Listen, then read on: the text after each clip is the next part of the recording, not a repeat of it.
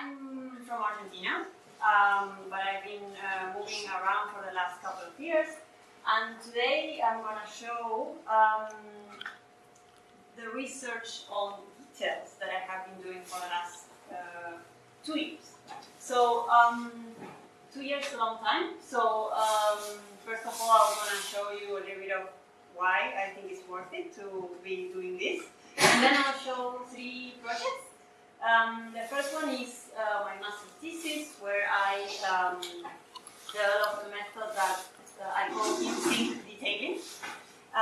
Then I will show an application of that concept in an industry project, where we use robots to actually fabricate those details.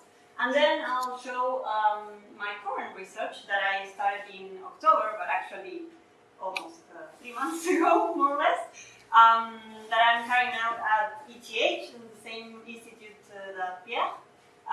So I'm very happy to listen to your questions at the end. So there we go. So details. So the first thing, what is it? What is a detail? And everyone has an answer for this. But it's, at the same time, it's not a straightforward question, because when you start explaining and having an answer for what is a detail, there's always something else that is not included. It's like if you ask, like, what is architecture, and then it's very hard. So you don't do it. But what I found as a constant thing that keeps appearing as an answer to that is that the detail is a kind of a coordinator of things. And this is across architectures, time frames, like historical details. There's always many things in between. So a useful definition that I found from the latest times is coming from Dennis Sheldon, actually. Dennis Sheldon is the founder of Gary Technologies, and currently he's the director of the Digital Building Laboratory at Georgia Tech. And in turn, I think one of the figures that have shaped what it's been. So it's a figure to look at for thinking about construction details. And what he says is that details are points of collision of construction information, building information. And what I would like to add to the definition is that that implies, if we speak about information, that implies that there is knowledge related to the information, where the information is coming from, but also what information is. And then a lot of different areas of knowledge come together in the detail, which is crazy if you start thinking about it, because you have the material, of course, the technique, the construction technique that you're using, but also about the performance, the structural performance of that detail or connection. And you have to think about assembly, and you have to think about the weathering and the economy, if it's cheap or not, and the durability, and then, of course, aesthetics. So there are a lot of things going on when you think about this moment. So to this end, the concept of architectural detailing, I believe, has been changing. So what once was a resource to negotiate tolerances of a standardized components, such, for example, as the Mies column from the pavilion in Barcelona, 1929, today is aiming to become this unit of coordination of different information. So in this direction, the detailed description itself, how we draw it, how we think about it, has become parametric and is better described as a set of constraints instead of these static, fragmented drawings as the ones we see here. So as a researcher, and particularly as an architect, I'm very interested to understand this, how we think about the detail. And the way we look at it, if we look at it as this unit of information coordination, and what are the implications of changing that idea. And so, if we can actually change it, what we can actually build, because we have changed the way we think about the description of it. So in relation to this, I would like to point out to the problem of ubiquity in our last century most of construction. So for example, if we take the rivet, an assembly strategy that has allowed us to build a lot of things, we can see and almost feel the excess of material and the indifference between the placement of the rivet and the parts that is holding together. So, but now in the era of digital design and fabrication, where material and building information can be parametrically linked and massively computed, what has changed? Because we are designing details that, although we have a lot of information of the material, the process, actually this is a robotically fabricated pavilion, still our idea of the detail is very similar to this ubiquitous detail that is, let's say, extending along the whole structure without thinking about the differences. So, can we challenge, in a way, this is where my thesis started, like, can we challenge what we can build by a new way of looking at detailed descriptions? So, I think that question is actually not only about description, but also about creativity. So, I was really inspired by all the talks that we just seen, because it challenges one thing that is the crucial thing here, that how tools are making us more creative and helping us to create new things, that it's not just empowering us to make things faster, but really think in new ways of doing architecture. So, for example, if we look at how masters have produced details, so this is a working sheet, like a drawing sketches of million details done by Carlos Carpa, which was a master detailing. He invented every corner is in a detail almost. We can see that masters are able to iterate very quickly to different details and create different combinations of problems. And this is because they have a lot of knowledge of construction and materials and how these things come together. And the sketch is excellent, right? Because you can think and iterate very quickly in many ways. But what happens when we are not experts in all those fields? That is usually what happens when we start, or when we just switch to another area that we don't know. So usually less experienced designers can only reproduce standard solutions, and we go to the catalog and try to understand how it works and then apply a rule.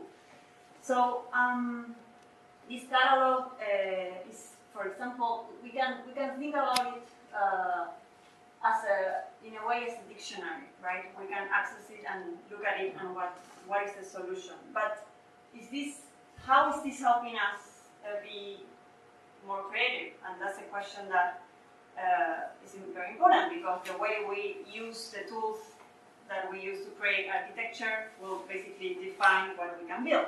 So this idea of, let's say, dictionary, if we think about it, digital descriptions are based on this idea of storing information. So this is Charles Eastman, like a very preliminary idea of how BIM works and how geometry is described in a way that is completely abstract, and then make an instance of this abstract information, but basically storing and linking information together. So there is, of course, geometry and link parameters coming together. So these descriptions are not like these dirty marks as we saw the Scarpa iterating. And this dirty mark is actually a way Ivan Sutherland used to call drawings. Ivan Sutherland, the inventor of Sketchpad at MIT, who is basically the invention of CAD. So these descriptions are, in a way, very similar to a catalog because it stores information, but at the same time, completely different, right? Because they structure the information in a way it's linked together. So that link is very useful for us, because then we can think that if we have different kind of information, we can then match it together. So what is missing here and this is also one of the starting point, very important to think about BIM and construction, is how is this making us more creative? How is this actually, how can we input new things here? This is just a description that makes us life much, much easier, but how can we create new things in this kind of structure descriptions? So my thesis starts with these questions and these problems, and I was very interested in the problem of creativity. So the thesis was carried out between January and May in 2016, and my advisor was Katie Miller. She's a structural engineer, completely different, very uncomfortable for me because I didn't know much about structures, but very useful because it opened a very new era of my interest. And then I also worked with Brandon Clifford and Larry Sass, trying to get a scope of very different people to get this idea of like, okay, linking different kind of expertise into the problem. So my thesis introduces a new way of looking at details, or that's what I was hoping so, which I call in-sync detailing. And that is an interactive method where conflicting constraints, different kind of problems, are resolved in the details. So from all the functions of the details that we can imagine, I focus on two things, on physics and assembly. So the structural part and the assembly of the parts. The case study was a funicular funnel shell, a self-supporting this shell, this funnel thing, a self-supporting structure made of discrete elements. It works as a fruitful context because physics and assembly were challenging. So basically, the structure is cantilevering all the time. So to assemble a piece, we need to think carefully how to do it. So the detail in this kind of a structure will play a very important role. So the framework, I won't explain all the steps, but basically this is the conceptual framework of the thesis. That's basically starting from an overall form, using a random discretization to get different pieces, and then doing a structural analysis on the interface, on the contact interfaces of the pieces during a simulated assembly process, and then categorizing these results into different types of conditions and requirements, and then applying detail rules to solve these different challenges, and then basically check that this is actually assembled, and then fabricate the pieces. But the core of the thesis is this part, where basically I apply unit element analysis to understand what's happening during the assembly process, and then categorizing those results to see how to create new details that I wouldn't have expected from if I just think about it, just imagine. So to go through this, my contribution, which was at Square. So basically, it is called sync detailing because I look at the assembly. So I look at each stage of this structure.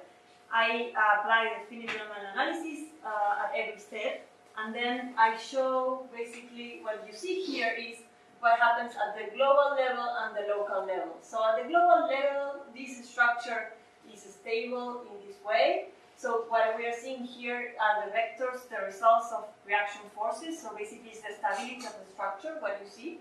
And then in there, what I'm seeing, what we're seeing is basically the results of the reaction forces. So how this piece is stable or not at this stage. And we do this in each of the pieces in a defined assembly sequence. So then we check for local assemblability, let's say. What we do here is basically apply an algorithm that exists, that is a local translational freedom, that is checking if the piece is assemblable or not relative to its vector of assembly, or basically seeing if there is a vector of assembly that exists. And then the core part is like how we solve the details. So basically, in this is what I do is develop how how detailing knowledge is studied and encoded in shape rules to create a detailed grammar. Basically, what I look at is try to find a description of the detail that is generic enough that can be basically used in any condition. So in this grammar, so this is a detailed grammar that is, so there are basically rules of details that are completely unrelated to material. So, so basically there are design moves that can be applied to any material and that handle specific problems. For example, different types of functions. So I focus on a grammar that was basically solving structural and assembly problems because that's the problem I explained before about my case study. And then basically I generated this set of rules that are very geometric basically and abstract, and then they can be combined together. So they are the simplest rule of this, for example, that we can see. So for example, to solve a problem, so in the first rule, the step is if I have a shear force, something that wants to basically fall, I can just add a step on it. So that will help to make it more stable. So they are very, very simple rules. This is very core to how they are useful, because if they are very simple, they can be combined together. So with these rules, I start playing around and just put them together to generate new things. So these details are just one very quick exercise I did to see what was happening, but out of context. But then coming back to the steps, so when we have these results, the reaction forces of the stability analysis, we can categorize those into compression, tension, and shear, and then match it with the rules that we have just seen. So at the end, what we have is the rule defined as a set of goals or functionalities, very simple, and parameters of each of them to explore, of course.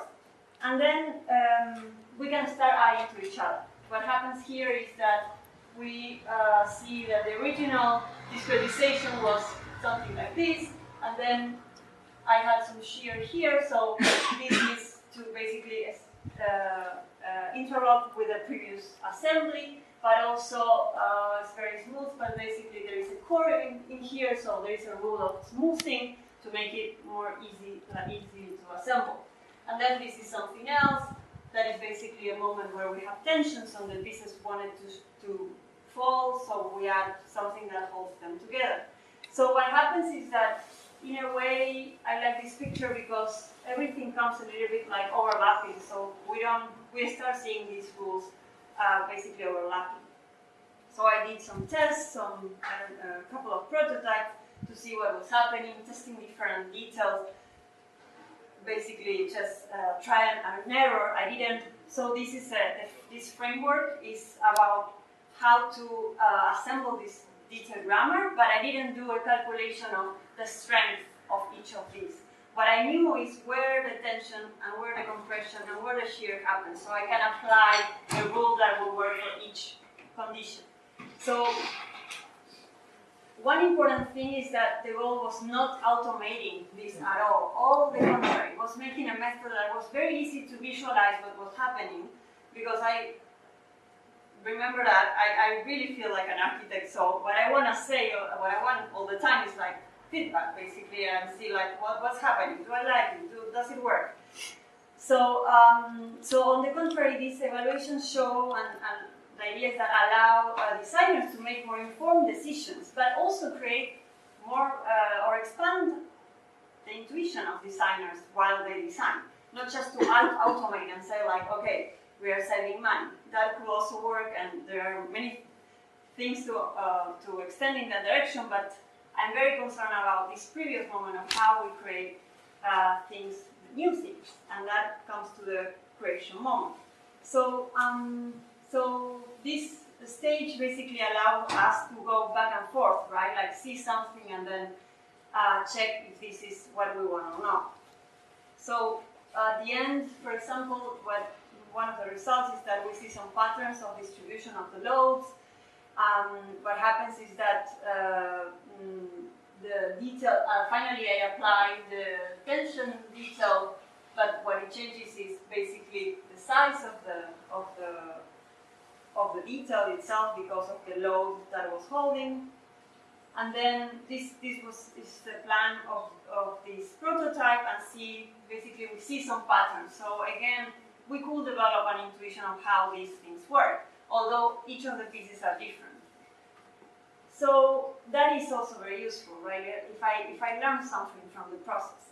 So of course this is important. The fact that this process is in sync, that's why it's called in sync, with the assembly process.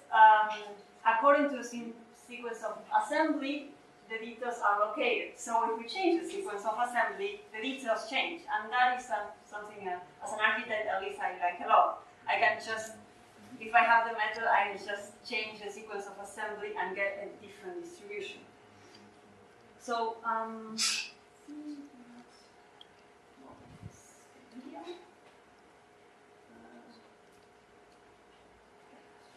so this is the final prototype assembled. The video, maybe I can show it at the end, basically shows that it finally worked. The sixth, I think the fifth one that I did actually worked, because of course I didn't, these details are approximate, they are not calculated as I mentioned. So the next project was the Caldarium. So the Caldarium was a project I did just after I graduated. I went to a factory to work for a couple of months. I stayed the double of time that I was supposed to, because the project was, of course, much larger than expected. But basically it was an academy industrial collaboration, and so I worked in the factory. So we developed this is basically the collaborators there are many people involved. I was a researcher also with Shan Sutherland from Michigan, and then Brandon Clifford was my lead, and then Katie Miller also my advisor, and then James Durham from the company. So the company I didn't mention is a company that specializes in stone fabrication. So the project, of course, we use stone. So it's a caldarium that is basically a very hot water room that is located on the top of a hill with amazing views. So cannot be better. And then, so we basically apply the sync detailing method. So we discretize the structure, in this case not so randomly, more related to the size of the pieces related to the fabrication process, and then some aesthetic ideas of pieces larger at the bottom and smaller at the end. And the method is quite the same. We analyze the global stability of the structure. The structure, in this case, the case study, was an 8-piece prototype. So this is the global, basically. We analyze how this is stable, and then we analyze how each piece is stable in the planned sequence of assembly. What you see here is the red and the black is tension and compression. So there was no shear here. So integrated now the fabrication constraints. So that basically the ability of the robot to carve any geometry that we possibly imagine, not any, but basically it was really open, the design space of the connections. We also had like a 7-axis robot for this, so it was quite amazing. And so we basically applied, as we said before. And then the detail basically is having this flexibility of the robot to carve geometries with the possibility of shaping the detail with molten metal. So basically the geometry is made in place and in situ. So the detail is basically has two ideas. That is drifting that we prefabricate and put on inside, and then we finish this with an in-place pouring. So what you see here is the result of this. This is basically a pre-cast detail, and then a finishing with metal in place.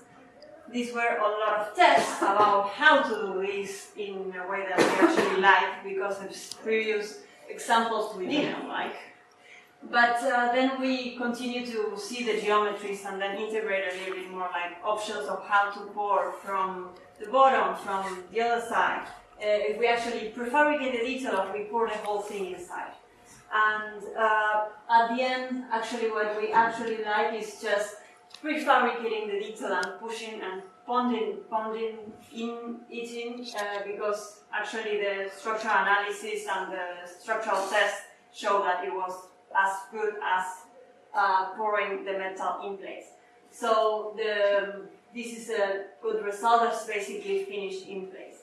So one aspect of this, the same idea as I mentioned before, was that if you change the sequence of assembly, the details will change this location. So this is basically the prototype and how it looks.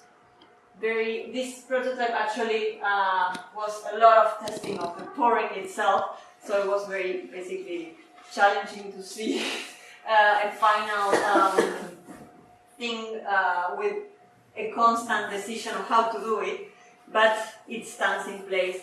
I need to add that the straps in there are completely unnecessary, but there was a lot of discussion if it's going to fall or not, with a lot of men. So it was impossible to remove it. So the next project, and where what I'm working now, is algorithmic details. And this is basically continuing what I have developed in these two projects, and then focusing on the process itself of designing, but also fabricating the detail as a continuous thing. So what I'm doing now is, rather than producing custom joints in a separate prefabrication process as what I've seen and what I've shown, the project, this approach is creating highly customized connection details that are 3D printed directly onto the parts. So on top of the shelf elements, instead of 3D printing the whole thing. So basically this is kind of the context. We look at, for example, standard connections that are made by hand or by CNC that are basically fabricated with standards, how to notch, how to weld this part so it performs exactly as it should. And then we have this new, more recently developed way of looking at joints, that is the custom joint, or the bespoke joint, that is basically a 3D printed joint that is super optimized for specific goals. And then we have this other paradigm that in this case I will call adaptive, that is basically made in place and in sync with what's happening during construction. So this is very current, and this is a big thing, but if someone, I'm pretty sure that you have tried to assemble things in place using a million different parts, it's very inconvenient. So basically this idea of printing on top of the elements comes from this problem of trying to assemble very different things that come from a separate process. So basically putting the design and the construction of the thing very close to each other. So the result is basically these 3D printing connections in a very early stage right now. As you might have seen, this process exists already. This is an amazing technology that particularly MX3D is developing, a Dutch firm. This is actually from 2014, but they have been developing a bridge that spans 12 meters long, which is crazy, and is welded in the factory. I mean, it's printed in the factory, but basically is fully robotically made. And then this is interesting, right? Because actually this technology dates back to 1926. But what happened in the middle? So what happened between? So this is basically a patent for using welding to generate 3D objects. So basically 3D printing welding. So what actually happens is that the welding industry, the robotic welding, has been super evolved, and there are millions of applications in many industries. But in architecture, so it's very small. And actually, the technology is very sensitive, but at the same time, it's very able to basically assemble anything. I mean, anyone that has welded knows how fast you can assemble two things that perform excellent very quickly. So I'm very excited about this. So I developed this method that is right now an ongoing process that is basically starts from the digital setup, includes perception and then the detailing, and it's basically this is the structure of the process, but the important part is that we gather information from the assembly itself. So the on-part printing is based on this exchange of physical and digital. So we start with this idea in initial geometry, but then we gather information from on-site assembly. And then we calculate a detailed solution, and then we produce this detail. So the setup, the experimental setup that I'm using is basically composed by a robot, a welding machine, of course a computer, an Arduino that controls the welding machine, and then the pieces. This is the true situation, exactly like that. And then a little bit of the explanation of how the digital part works. The framework modules are 5, basically working with, not at this stage, but with the goal of assembling this in a larger framework, which is the Compass Fab framework. So every part of the process and the script is can be separated in a module that can be called, and it's very clear what it's doing. So there are geometry modules, localization modules, path planning modules, detailing modules, and communication. So this is more in detail how it works. So we start with the geometry module that basically structures geometry and the topology of the structure. In this case, it's very simple, but I'm thinking of what happens when the structure gets more complicated. Then, through path planning and communication, we tell the robot to go to a specific location to scan the pipes and to basically know exactly where those pipes are. And then with this information, we recreate and update our digital model.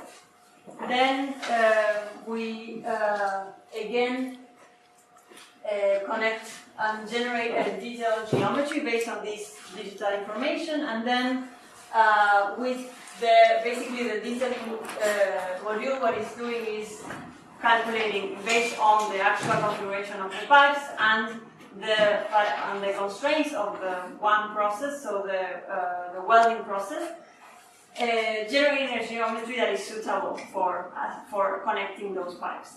And then we check with the path planning, we check that that geometry is actually buildable, and then if it is, we find a solution. We basically translate this information to robot poses to fabricate the connection. So the detail, then coming back a little bit to the beginning, the detail is now, the description is just a lot of parameters. It's not now like a thing that we can draw, but it's so much information that is basically defined as parameters or variables. So I'm exploring two types of strategies, of the position strategies. One is the one that I've been working more is the point by point strategy. That's basically depositing points of dots of metal one after the other, and another one is the continuous deposition that is basically line by line, which kind of like a typical 3D printing. That is also based on a point by point, and then on top of it, we continuously deposit material. So these are the two examples, and these are this is an example of like a connection that is longer, from the pointed strategy. And then returning to the beginning, so these are the first details that I started drawing by hand with this, my mindset and my intuition and the way I would handle this without any computational strategy. So start like iterating through different types of connecting these elements.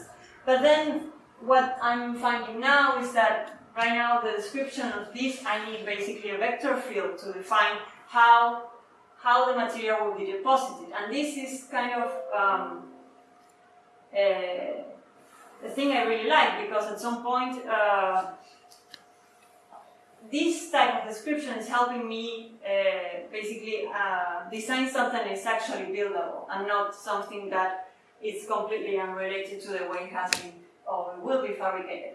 But it has this thing that I have to think how to bring to the second part is very easy to iterate through these different types, right? Like this situation very different from this situation, a truss versus a linear assembly. So iterate through these different things from one to the other, it will be one of the challenges. So also returning to the initial questions, this is kind of like this standard joint that was used for million projects of space grids, metal space grids. This is fewer, but there are many amazing examples. And these joints basically were used for very flexible and very diverse structures, but at the same time very regular. And right now we see these new projects basically working with these custom joints that are made specifically for very particular conditions, and they are prefabricated. But it brings the problem of what I mentioned before as how we assemble these. And one very important thing is how we handle the tolerances. What happens if this joint is not exactly as we expected? And if this problem is, we accumulate this problem overall in the whole structure, we have a very big problem. Basically, the structure won't work. So then, basically, the question is, with this strategy of printing in place and in sync with the assembly process, gathering the information from the current assembly, it's a big question right now, but what will happen? What can we build? What is the outlook? Don't know yet. So, yeah, so that's it, and very happy to listen to your questions.